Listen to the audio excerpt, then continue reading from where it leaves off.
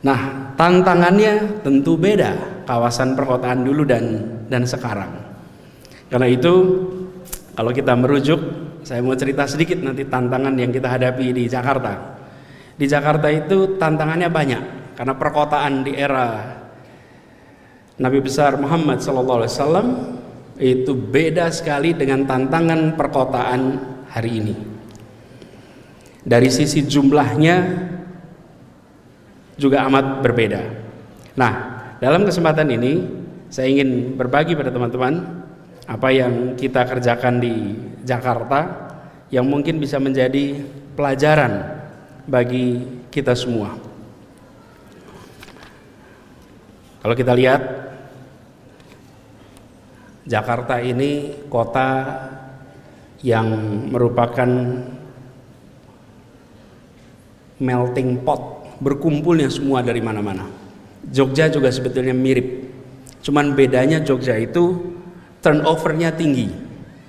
Apa turnover itu? Keluar masuknya tinggi. Keluar masuknya tinggi. Mahasiswa datang ke sini berapa tahun selesai sekarang? Oh, itu mbok ya jangan ditanya gitu loh. Nanti kan madek kalau ditanya berapa tahun selesai. Yang sudah 4+ itu rada deg-degan sekarang. Kalau zaman saya dulu 5+. Kalau udah 5 tahun, 6 tahun, selebihnya sudah agak malu menyebut angkatan. Nah, turnovernya tinggi, masuk 4 tahun, 5 tahun keluar, masuk keluar. Jadi tempat seperti Jogja walaupun sangat representatif secara asal usul, tetapi mayoritas numpang lewat. Masuk 4 tahun, walaupun sekali pernah minum air Jogja, sujud di kota Jogja, tidak akan pernah bisa melupakan kota ini. Nggak akan pernah. Jogja itu romantis sekali bagi yang punya kenangan.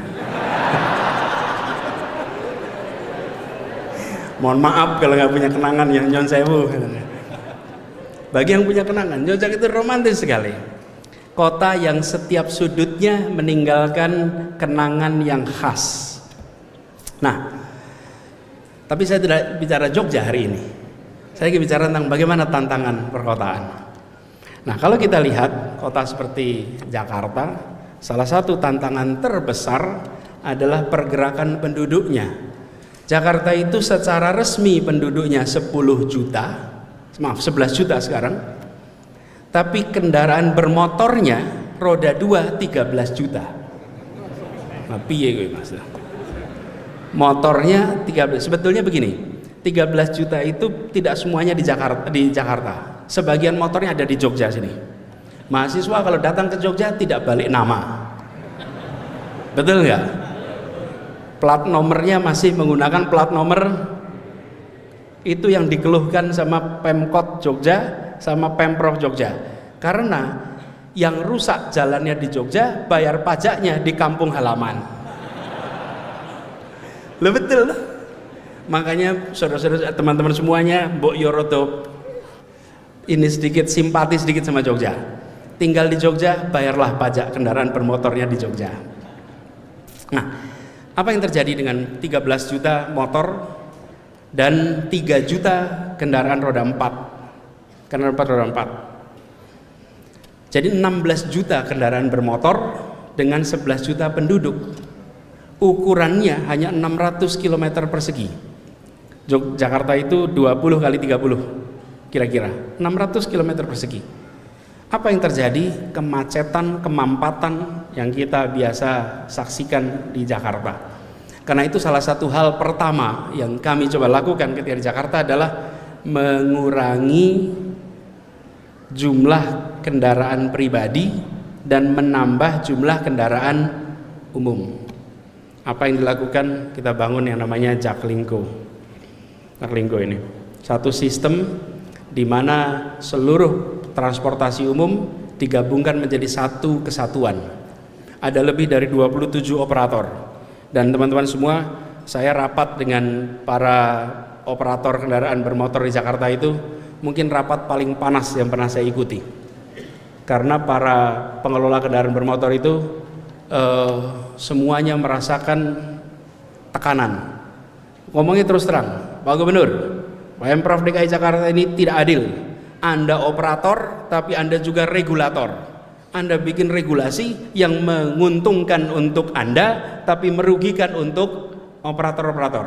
Apa operator itu? Kopaja, Komilet Jaya, apalagi Metro Mini dan sebagainya, yang semuanya merasakan tekanan luar biasa. Jadi saya katakan kita mau selesaikan sama-sama.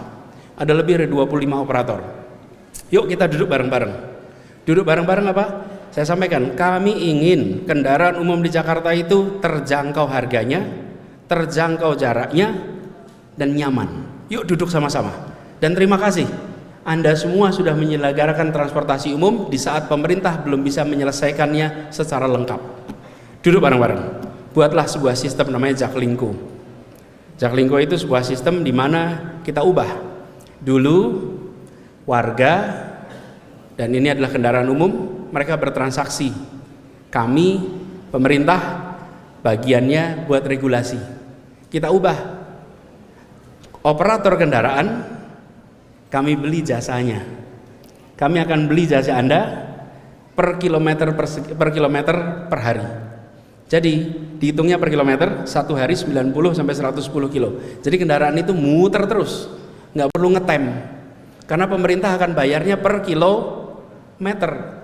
Karena itu angkot-angkot di Jakarta, Metro Mini di Jakarta, Kopaja di Jakarta, sekarang nggak ada yang ngetem, nggak bikin macet. Kenapa? Karena dia dibayar per kilometer.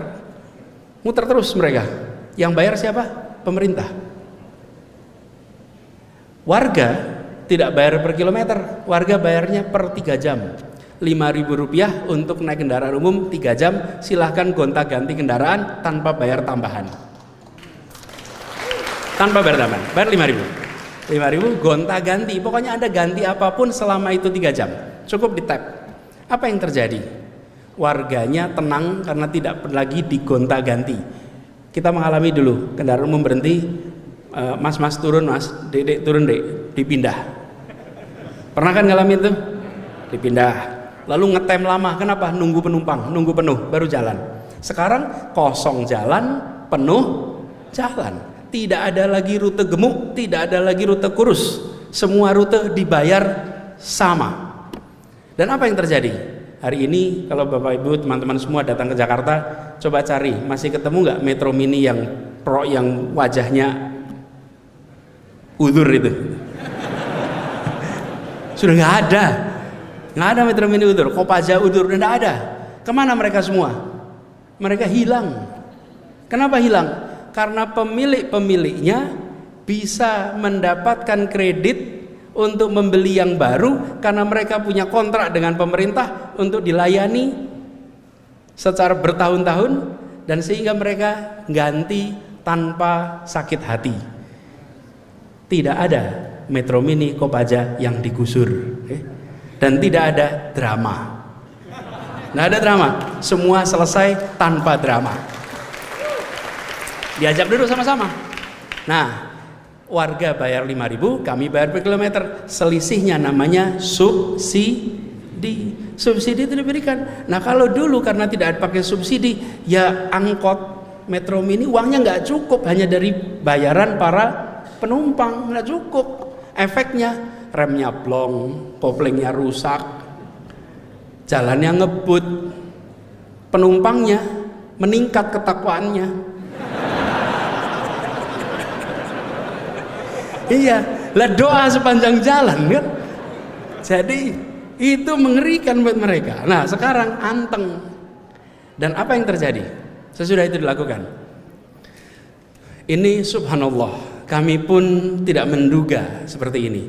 Dulu setiap hari di Jakarta yang naik kendaraan umum hanya 350.000 orang per hari. Sesudah dibuat sistem baru meningkat menjadi 1 juta orang per hari. Ya. Tapi ini belum selesai. Kita harapannya nanti 2 juta, 3 juta, 4 juta. Kalau sudah 4 juta baru kita bisa bilang mission accomplished. Kalau sekarang menuju mission accomplished. Karena udah naik nih. Naiknya 3 kali lipat. Dan apa yang kemudian terjadi? Jakarta 2017 dinobatkan sebagai kota termacet nomor 4 di dunia. Prestasi itu ya jangan termacet. Nomor 4 kok termacet gitu.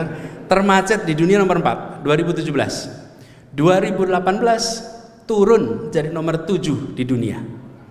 Kemudian turun lagi jadi nomor 10. Tapi masih 10 besar. Di mana-mana itu kita kepengen 10 besar kecuali urusan macet.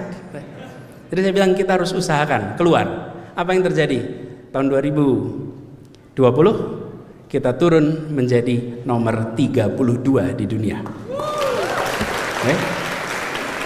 Tahun 2021 kita menjadi nomor 64 di dunia. Dalam 4 tahun dari nomor 4, nomor 7, nomor 10, 32, 6, 4. Ini kerjanya gubernur, ini kerjanya seluruh rakyat Jakarta. Ini adalah kerja semua kita. Kenapa? Lah yang pindah kendaraan umum siapa? Yang pindah kendaraan malah warga Jakarta. Warga Jakarta memilih untuk meninggalkan. Kenapa mereka memilih? Karena kendaraan umumnya nyaman. Nah, pasangannya kendaraan umum namanya trotoar. Jika sebuah kota menganggap kendaraan adalah beroda, maka dia tidak akan menyiapkan jalan untuk orang. Padahal alat transportasi yang dimiliki oleh semua orang namanya kaki. Kaki itu alat transportasi yang dimiliki oleh semua orang. Tapi kaki itulah yang paling tidak difasilitasi selama ini. Saya tadi buka puasa di Jalan Kaliurang pinggir jalan, habis itu sholat di Masjid Al-Ittihad Karangkuni. 200 meter melaku baik gitu kira-kiranya jalan kaki. Ternyata harus jalan kaki di aspal. Kenapa? Karena belum ada trotoar. Kita semua berharap semua kota jangan mengulangi kesalahan Jakarta. Jakarta selama berdekade-dekade, jadi bukan bertahun-tahun ya. Kalau bertahun-tahun itu nyalahkan seseorang, oke? Berdekade-dekade, oke? Hari ini sensitif soalnya. Iya, kalau saya bilang beberapa tahun, tahunnya berapa ya Mas ya? Gitu kan. Wah, repot nanti. Udah gitu nanti potongannya repot lagi Mas videonya. Ini direkam video, rekam. Dipotong itu loh. Ampun udah dipotong gitu. Coba, Anda bayangkan coba. Quran .2 Fawailul lil musolli. Bukan ngeri betul. Kata Quran, merugilah orang-orang yang sholat. Itu kata Quran. Lah iya, kalau dipotongnya cuman satu potong begitu. Nah kalau saya ngomong itu seringkali ada yang waktunya senggang menyempatkan untuk memotong gitu. Tadi sampai mana? Dekade.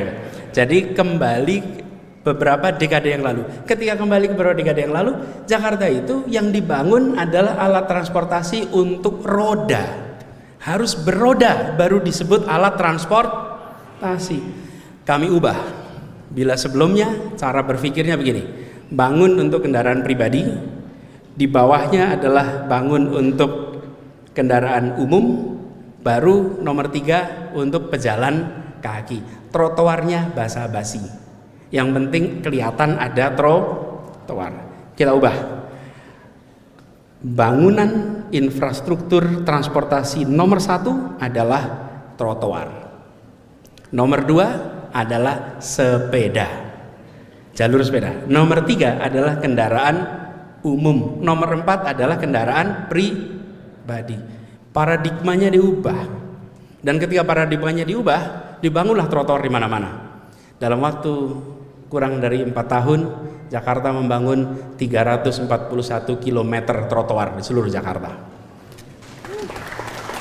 Bukan cuman di Jalan Tamrin, memang yang kelihatan fotonya di Tamrin, di Sudirman, itu yang kelihatan fotonya. Iya, karena ada CFD kelihatan tuh. Tapi sesungguhnya itu di seluruh wilayah Jakarta ada 341 km. Dan ketika itu dibangun, apa yang terjadi? Warga mulai terbiasa jalan kaki.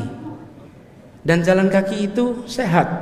Jalan kaki itu ramah lingkungan. Jalan kaki itu membangun kesetaraan. Jadi itu kita bangun.